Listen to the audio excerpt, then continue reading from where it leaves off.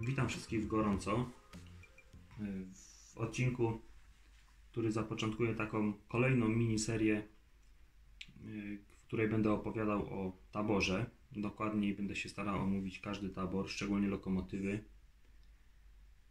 Więc na pierwszy ogień zajmiemy się lokomotywą BR-112, lokomotywą spalinową. No i o niej usłyszycie za chwilkę kilka słów w zarysie historycznym, jak i opis samego modelu oraz przedstawienie funkcji dekodera, jakie posiada. Także zapraszam do oglądania odcinka.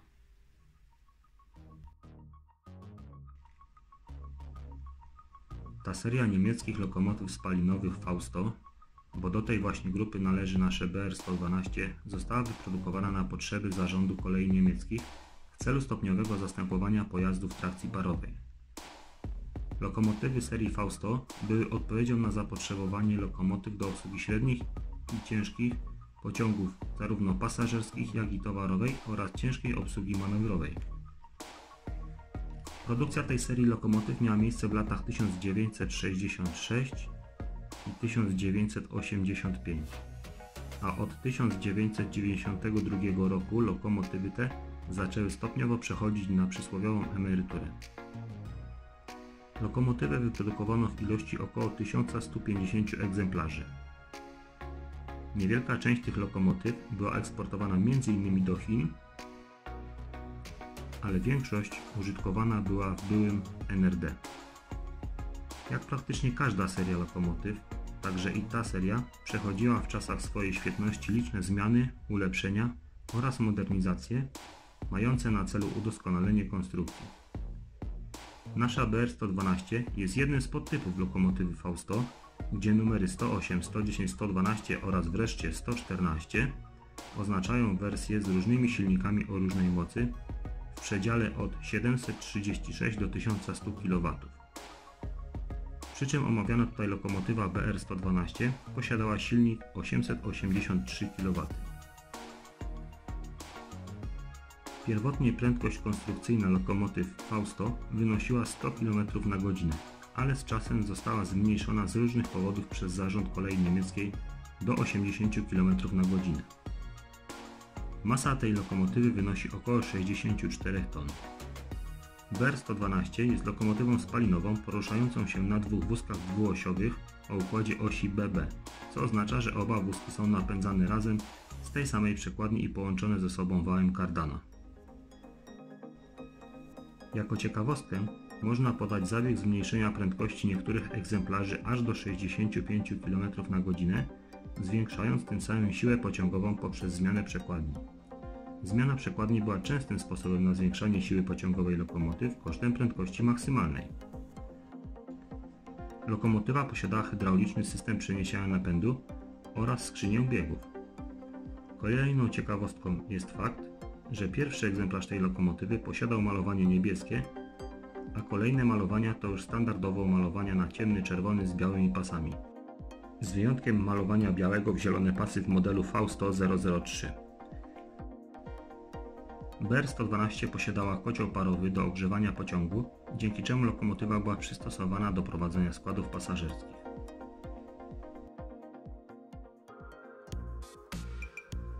Teraz może powiem coś o samym modelu. Jeżeli chodzi o model, to lokomotywa jest z produkcji ROKO i posiada numer katalogowy 72858. Aczkolwiek lokomotywę pozyskałem zakupując zestaw startowy ROKO o numerze 41340. Prezentowany egzemplarz lokomotywy BR-112 posiada numer inwentarzowy 112-136-7 i reprezentuje czwartą epokę modelarską. Wyposażony jest jedynie w podstawowy dekoder jazdy i oświetlenia ROKO o numerze katalogowym 10732.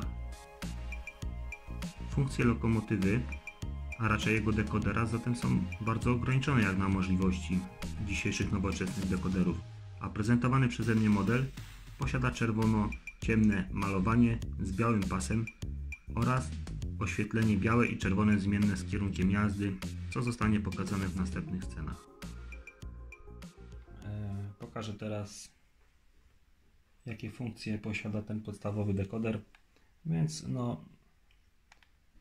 światła białe i czerwone, o, zmienne z kierunkiem jazdy.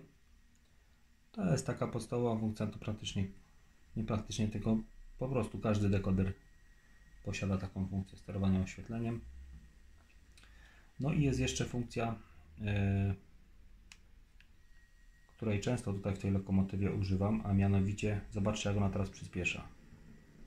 To jest na maksa włączone przyspieszanie, a to jest na maksa hamowanie. Widzicie jaką ma bezwładność? Teraz na maksa przyspiesza, o, i na maksa zwalnia. I ta bezwładność powoduje właśnie, że bardzo fajnie to wygląda ze składami. Wygląda tak, jakby te składy faktycznie były ciężkie i że lokomotywie byłoby ciężko. Teraz włączę, przesunę kamerę, włączę, żeby się rozpędziła maksymalnie jak może. O, to już chyba będzie tyle ile może, czyli to jest ta prędkość zaprogramowana. Teraz ją zawróciłem, zobaczymy jak szybko będzie się rozpędzała. O, zobaczcie, jest na maksa włączone przyspieszanie. Ona się rozpędza, rozpędza, rozpędza, rozpędza, rozpędza. O, jest max i daje stop. Zobaczcie jak długo hamuje. Parę ładnych, no z 1,50 m to przynajmniej hamuje. O. I teraz jest taka funkcja, chyba 4. O, zobaczcie, wyłączyłem. Od razu jest max. Widzicie? Dekoder posiada taką funkcję, żeby włączyć i wyłączyć ten profil, który ja ustawiłem, z wyjątkiem parametru profilu prędkości maksymalnej. Jeszcze tutaj w tym momencie pokażę jak działa tryb manewrowy. On jest zaprogramowany tak jak po trójkę. Zobaczcie, naciskam trójkę i lokomotywa w tym momencie, pomimo że mam na multimausie na maksa, ona szybciej nie pojedzie. Ta skala jest po prostu zmieniona, o ile pamiętam, chyba do 1/3 maksymalnej prędkości. Zresztą to można gdzieś tam jeszcze w dekoderze ustawić, jaka prędkość maksymalna ma odpowiadać właśnie za tryb manewrowy. Nie pamiętam teraz dokładnie gdzie, ale tak działa tryb manewrowy. Jak go wyłączę, to zobaczcie, lokomotywa nagle przyspiesza, jest na maksa. No i w zasadzie to by było na tyle. To są takie podstawowe funkcje tej lokomotywy. Także jeżeli chodzi o funkcję lokomotywy, to by było na tyle. Sam model został przeze mnie delikatnie spatynowany, ale będę chciał jeszcze w przyszłości nad nią bardziej popracować. Jest to pierwszy model, który spatynowałem, więc nie oczekiwałem tutaj żadnych cudów. Jeżeli chodzi o jej przeznaczenie na makiecie, to jest ono różne, a w zasadzie uniwersalne. Używam jej zarówno do składów osobowych, jak i towarowych. Lokomotywa świetnie nadaje się jako lokomotywa manewrowa. Sam model mogę pochwalić za bardzo płynną i cichą jazdę oraz to, że jest stosunkowo ciężka jak na lokomotywę tak krótką. Waży aż 340 gramów, co w połączeniu z jedną osią posiadającą gumki przyczepnościowe umożliwia ona bardzo płynne przyspieszanie oraz jazdę przy bardzo małych prędkościach z dużą ilością wagonów. Lokomotywa jest przeze mnie ręcznie wyprofilowana, tak aby jej maksymalna prędkość wynosiła 25,5 cm na sekundę, co w przeliczeniu na skalę makiety, na naszą taką rzeczywistą, wynosi 80 km na godzinę, czyli zgodnie z założeniami projektu technicznego oryginału. Profil lokomotywy obejmuje również model przyspieszania i opóźniania, co mogliście zauważyć na poprzedniej scenie, celem zasymulowania właśnie dynamiki ciężkich składów towarowych. Z kolei takie ustawienia charakterystyki lokomotywy wymaga pewnej wprawy w sterowaniu ruchem na makiecie i przewidywania m.in. punktów hamowania, ale po nabraniu wprawy owocuje to dość realnie wyglądającym prowadzeniem składów. Zastanawiałem się kiedyś jeszcze nad zamontowaniem w niej dekodera dźwiękowego, ale na razie zdecydowałem, że zostawię ją w oryginalnym stanie. Sam model jest rzadko spotykany na prezentacjach makiet kolejowych, A ja z kolei osobiście bardzo lubię tę lokomotywę. A jeszcze może tak z bliska bardziej spróbuję pokazać model. O. Jest on dość szczegółowo wykonany.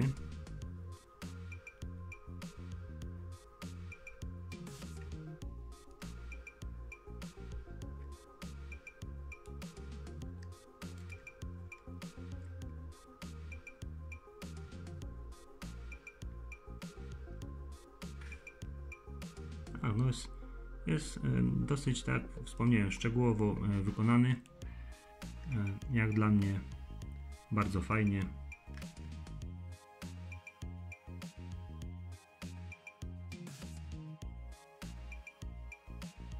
Także to było na tyle, jeżeli chodzi o tą lokomotywę. Zapraszam do obejrzenia kolejnych odcinków o pozostałym taborze. Trzymajcie się gorąco, cześć.